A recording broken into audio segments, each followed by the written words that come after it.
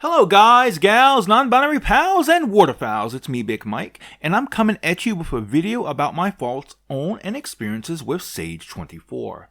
Sage is hands down, fam, my favorite yearly event, and I've been attending Sage since 2016. So how did Sage 2024 stack up? Well, this Sage was a huge hit with me, fam. But before I get into why, I just want to point out really fast that in this video, I'm going to talk about a lot of games. But I won't be going into too much detail about any of them, as my thoughts are solely based on my experiences of playing these games at Sage 2024. Now at this year's Sage, there was 257 games, and of those I was able to play between 230 to 237. And my playthrough of each game was only limited to 5 or 10 minutes per title, sometimes 15 if I was really enjoying the game. So I won't be going into too much detail. Also, I'm hoping to come back to some of these games or some types of these games in standalone videos in the coming weeks and months. So with all that out of the way, let's talk about why I love Sage 2024. First is the social aspect. Ever since Sage 23, the social aspect of Sage has been as important of an aspect of the expo to me as the game themselves. And much like last Sage, I spent a great deal of time this Sage in the official Discord, meeting new people, making friends, and catching up with old friends as well. Being able to talk to and interact with fellow expo enjoyers, game devs, and the people who work behind the scenes has been a great deal of fun. I have learned a lot about gaming and Sage 2 from being there. I also made some really cool connections there, and hopefully we will be seeing the fruit of some of those connections in the coming weeks and months here on my channel.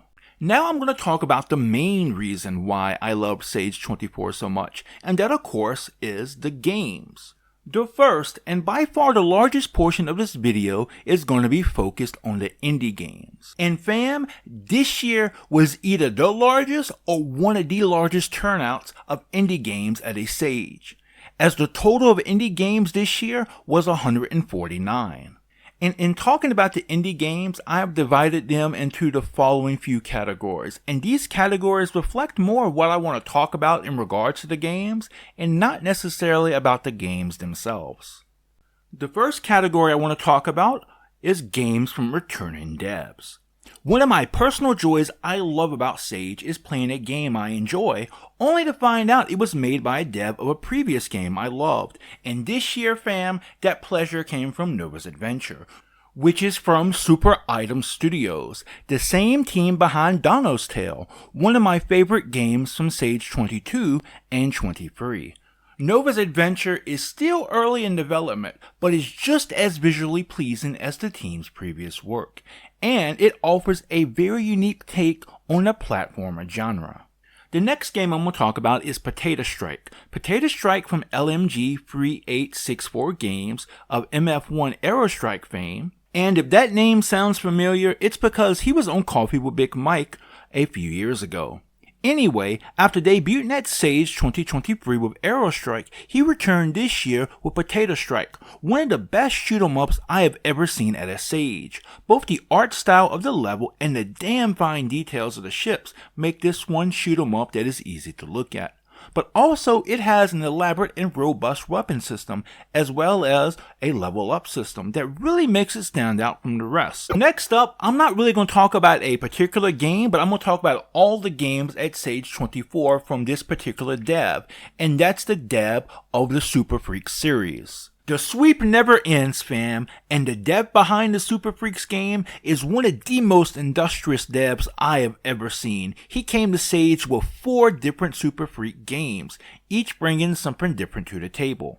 Super Freaks 1 Ultimate Edition 3.0 is a soft reboot of the series that serves as a great entry point to the series for newcomers. The gameplay makes it feel like it belongs in the golden age of platformers, with plenty of jumping on enemies, moving platforms, collecting items, and more. Next up we have Super Freaks Arcade, and it's a fantastic homage to the golden age of arcade games, with its reinterpretation of the classic Super Freaks gameplay formula, taking inspiration from Mario Bros. And the Pac-Man Championship Edition. Next up is Super Freaks presents Strato Freaks 2, and in this game the Super Freaks take to the skies and honestly one of the best shoot 'em ups I've ever played.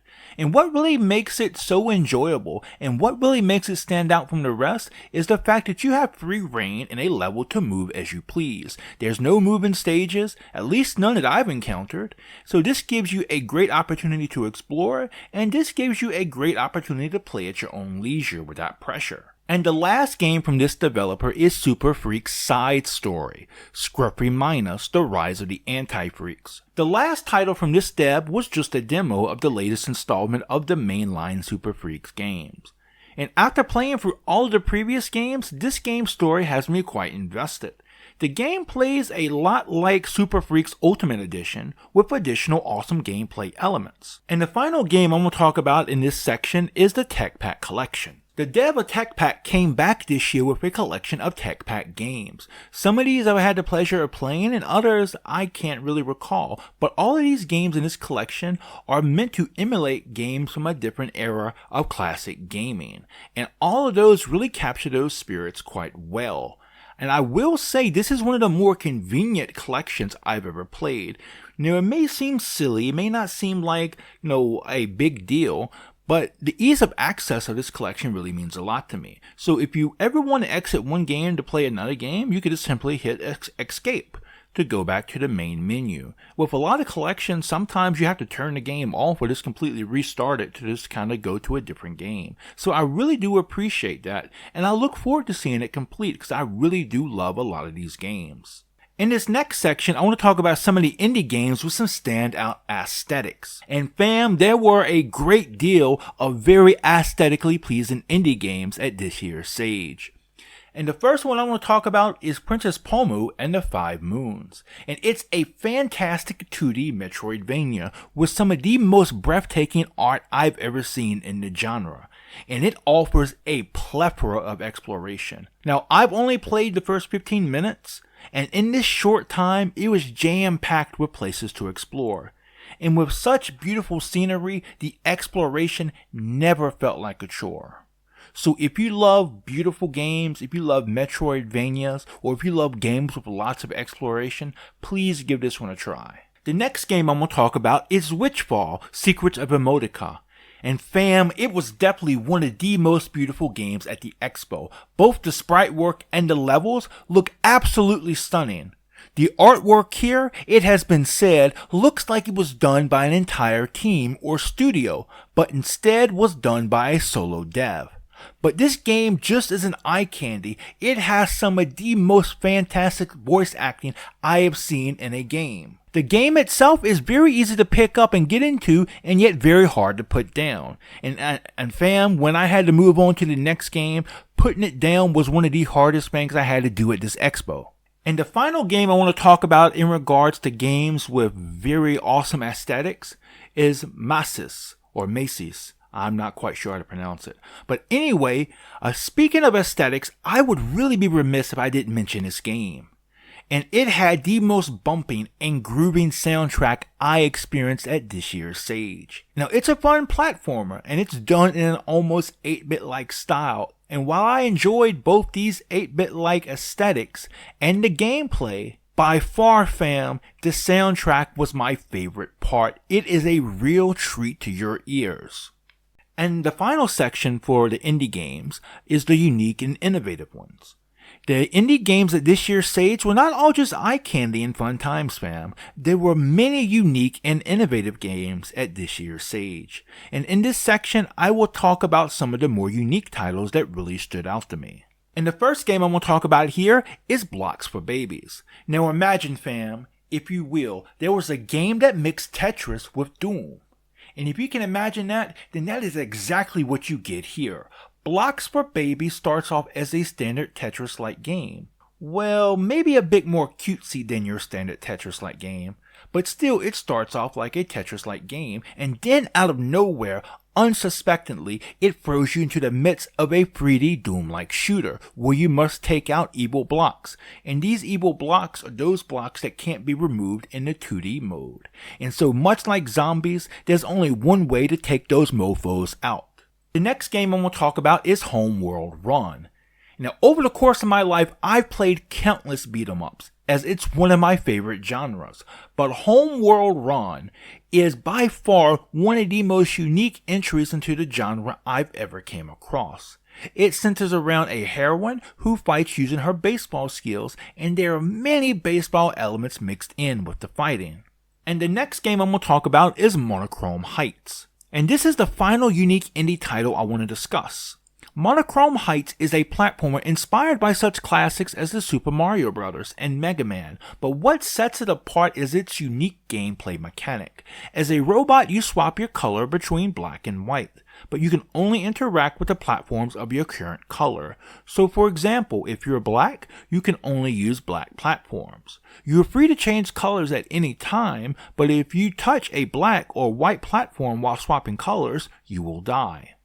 And in my opinion, fam, this is a very unique take on the platforming genre, and it adds a great deal of strategy to your gameplay.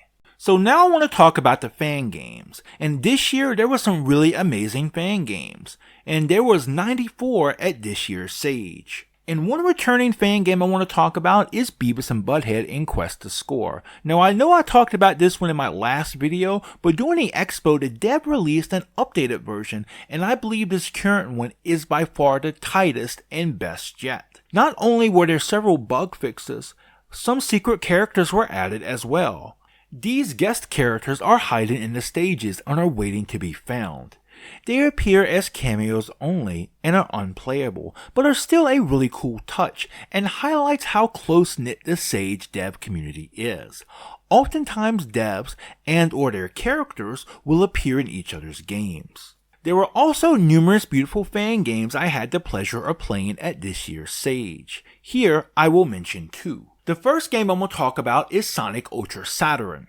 We got a Sonic 2D platformer on the Sega CD, and we had a spin-off on the Sega Free 2X. But what if we had gotten one on the Sega Saturn? This game answers that question. Chronologically, it takes place in the aftermath of Knuckles' Chaotix, and it really shows off how breathtakingly beautiful the zones could have looked if we ever received such a game on the Saturn. And the other aesthetically pleasing fan game I want to talk about is Super Mario Land 2 plus Wario's Conquest. Super Mario Land 2 plus Wario's Conquest was one of my most anticipated fan games for Sage 2024, and it definitely delivered, fam. Super Mario Land 2 is my favorite Mario platformer, and I have to admit, I never seen Super Mario Land 2 look so amazing. Not only did they update the sprite and levels to look like the Super Mario Advanced games, but they also added nice touches too, like rain. I never expected to see rain in Super Mario Land 2, and I look forward to see how Pumpkin Zone turns out. Lastly, in regards to the fan games, I want to talk about the most unique and challenging Mario fan game I have ever played, and that's Bowser Gets Clever. In this fan game, Bowser is no longer playing around. He is pulling no stops to kill Mario. Less than 2 seconds into the game, he attempts to drop a house on you, and it probably will kill you the first time you play. It's a challenging game, but it's not frustrating like a Kazio Mario hack. And oftentimes I found myself laughing at the deaths because they were so unexpected. Bowser not only got clever, he got ruthless, fam. As always, the hacks and mods section is scant. But as I said in my video last year, Sage has hacks and mods, but it's more famous for its indie and fan games. And it's usually not a big deal for me because, like I said, last year, Sonic Hacking Contest is really the place to be for hacks and mods, and that's coming up very soon. However, this year there was one mod that really stood out, and that's Tailwinds. Tailwinds is a Pilot Wings inspired mod for Sonic Robo Blast, a game that was built using Doom. Tailwinds features a story loosely based on the little-known Chuck Yeager origin story, which is a really deep Sonic lore cut. Fam, the developer did a fantastic job capturing the Pilot Wings feel. The first mission, where you fly as Tail through 10 green rings, reminded me a lot of that first biplane mission in Pilot Wings for the SNES. Lastly, in regards to both the indie and fan games, I was really surprised by the number of Game Boy games at Sage this year. Now, when I say Game Boy games, I'm not talking about mods of Game Boy games, nor am I talking about games done in a Game Boy style, but actual Game Boy games that can be played on actual hardware. And there were 4 games, at least by my count, that were actual Game Boy games. First is Galacard, that really fun and addictive card game I talked about in my last video. Secondly was the New Adventures of Sonic the Hedgehog, a very early Sonic game with elements from both the Adventures of Sonic the Hedgehog and Sonic SatAM. As of Sage 24, it consists of 3 zones, with 2 or 3 acts that consist only of running through the level to collect rings. Thirdly was Triku, and this is a creepy horror game that gave me creepypasta or ARG vibes, though I'm not sure if that is the intention of the developer or not. However, I want to dedicate a video to this game in the future. And lastly, and the one that I'm most stoked for, is Bristle and the Artificial Invasion. The demo included 3 stages, a platforming stage, a boss fight stage, and a shoot 'em up one, and it feels like a great homage to Super Mario Land 1. It's a project I plan to follow very closely, and I look forward to seeing more of it. I also feel like Bristle is a very unique platforming character, and I love the dev's decision to have his running skill or his running animation be him using his brushing up against the ground. So I look forward to checking out more, and I look forward to seeing where it goes in the future. Lastly, for the event overall, I just want to say that this was the first Sage since Rummy stepped down as the host, and the 2 new hosts, Raul and Daisuke Doi, did a phenomenal job making sure that not only was this an awesome expo, but also seeing to it that things went off without a hitch. And not only did things go off without a hitch, but things went even better. In years past, it would take me like 2 or 3 days to download all the games I wanted to play. Last year it took me just a day and a half, while this year it was less than a day. So I'm not sure if it's because their servers improved, my connection improved, or some combination, but it was awesome. And fam, it's a long ways away, but I'm already looking forward to Sage 25. But in the meantime, I'm going to revisit some of these games in the coming weeks and months, and I would highly recommend you all check these games out too. The expo may be over, but the site with the games will be up until next year's event, so be sure to check out these and many more awesome games at sageexpo.org. And with that, we'll call the video proper here, fam. Hello guys, gals, non-binary pals, and waterfowls, and welcome back to another Big Mike and Slate baby. The part of the video that's not really part of the video, well, I'm all natural, unscripted, off the cuff, unnatural duck daddy. And that's right, I'm unnatural, baby.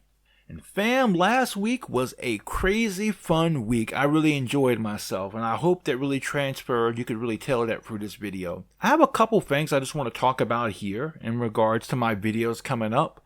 So I'm actually getting a lot of really cool ideas for October. I'm hoping that will come to fruition. Last year I had some good ideas, but unfortunately I had to take time away in the middle of October for some personal things that happened in my life. But this year I have some really cool things lined up. I want to go back and I want to look at that Game Boy game I mentioned here. Also, there's a possibility that I may be doing a true crime video. A good friend of mine reached out that a friend of theirs has a real life murder mystery that happened to someone in their family. That involves their family, and they're looking for a YouTuber to cover it. And so they approached me, and I'm going to meet the person in the coming weeks, and if there's a spark of inspiration there for me to cover it, I definitely will.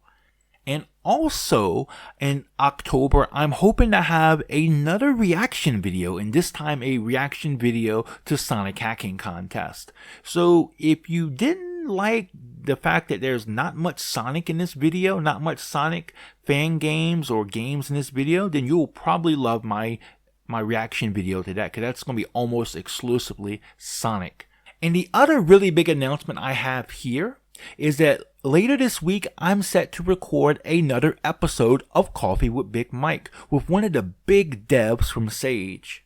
And if you remember last month in August, I released an episode of Coffee with Big Mike.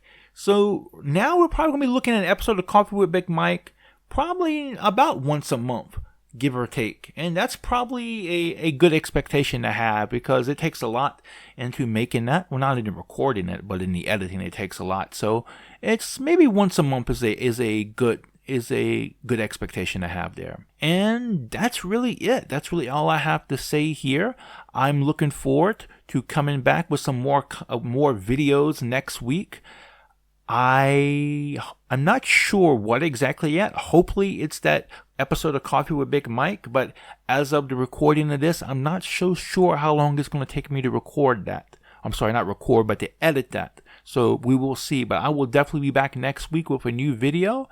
And until then, I just want to remind all you lovely guys, gals, non-binary pals, and waterfowls that I do have a Ko-fi account. And for the time being, anything I receive on Ko-fi would go towards helping me to build or to buy a better PC. And having a better PC will allow me to do more types of videos, play more types of games. Like there were quite a few games at Sage, well not quite a few, but there were a handful of games at Sage this year that I couldn't play because, well, my computer just couldn't run it. So, having a better machine would help me to, play better games and such. I could collab with some of my friends and, I could finally become a VTuber. And so anything you can give would greatly help my channel and also help me as well, help me to improve. But if you can't or you don't want to, I completely understand. Money's tight and times are hard for many people. The very fact that you're just here watching this video and you made it to my end slate really means the world to me. So special thanks to Fran, who does a wonderful job of doing my art. She's going to be back on Twitter at some point in time. And when she comes back to Twitter, be sure to give her a follow. She's not only a damn good artist, but she's a damn good friend. And you have Big Mike's damn guarantee with that. So if you work with her, you damn well would not be disappointed. And a special thanks to all of my friends on Twitter. I wouldn't be here without you all. And a special thanks to all of you for watching this video. Please like this video if you like it. Dislike it if you dislike it. But hey, if you want to be cool about disliking my video and you're watching this video, so I already know you're pretty damn cool, please leave me a comment below and let me know why you dislike this video. So that I can improve myself, I can grow as a YouTuber, I can make better videos, and I could be a better damn Big Mike. But you know what? Hey, maybe you like this video, maybe you're feeling different about it, or maybe somehow you wound up here and you have no idea how the hell you got here. But regardless, leave me a comment below. I love hearing from you lovely guys, gals, non-binary pals, and waterfowls. It really makes my day. And it's really the only connection I have with you all. Unlike my streaming friends who can talk with their chat, the comment section is really my only place to connect with you. And that really makes my day connecting with you all. If you like my video, please subscribe and turn your notifications on. Until next time, fam, remember, just be yourself and you'll be awesome. Peace out!